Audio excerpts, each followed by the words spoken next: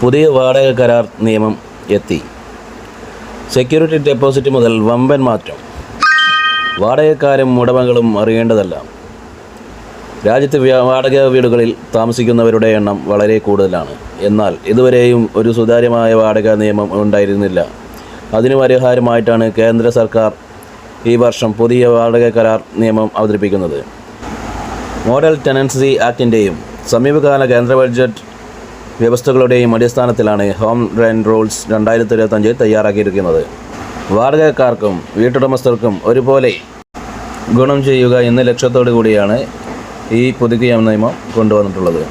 എല്ലാ വാടക കരാറുകളും ഒപ്പിട്ട് 2 മാസത്തിനകം രജിസ്റ്റർ ചെയ്തിരിക്കണം. കൂടുതൽ സുരക്ഷ ഉറപ്പുവരുത്തുന്നതിന് വേണ്ടിയാണ് ഇത്തരമൊരു നിബന്ധന കൊണ്ടുവന്നിട്ടുള്ളത്.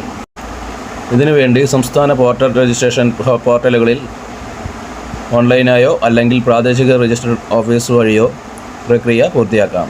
രജിസ്റ്റർ ചെയ്തിട്ടില്ലെങ്കിൽ 5000 രൂപയാണ് പിഴയായി അടയ്ക്കേണ്ടി വരിക. വാടകക്കാർക്ക് 90 ദിവസത്തെ രേഖാമൂലമുള്ള അറിയിപ്പ് നൽകിയതിനു ശേഷം മാത്രമേ ഭൂവുടമകൾക്ക് വാടക വർദ്ധിപ്പിക്കാൻ കഴിയൂ. വാടകക്കാരോട് പെട്ടെന്ന് തന്നെ വീടൊഴിയണമെന്ന് ആവശ്യപ്പെടാൻ സാധിക്കില്ല.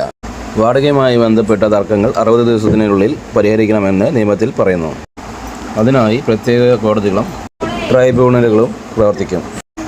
ഭൂവുടമകൾക്ക് ലഭിക്കുന്ന വാടക വരുമാനത്തിൻ്റെ TDS പരിധി ഉയർത്തി. മുൻപ് പ്രതിവർഷം 2.4 ലക്ഷമായിരുന്ന പുതുക്കിയ നിയമപ്രകാരം അത് 6 ലക്ഷമായി ഉയർത്തി. 3 അതിലധികമോ വാടക തിരിച്ചടവുകൾ മുടങ്ങിയ കേസുകൾ പെട്ടെന്ന് പരിഹരിക്കാൻ വാടക ട്രൈബ്യൂണലുകളിലേക്ക് അവ അയക്കാം. താങ്ങാനാവുന്ന വാടക നിലനിർത്തുന്ന ഭൂവുടമകൾക്ക് സംസ്ഥാന പദ്ധതികൾ കീഴിലുള്ള നികുതി ആനുകൂല്യങ്ങൾ ലഭിക്കും.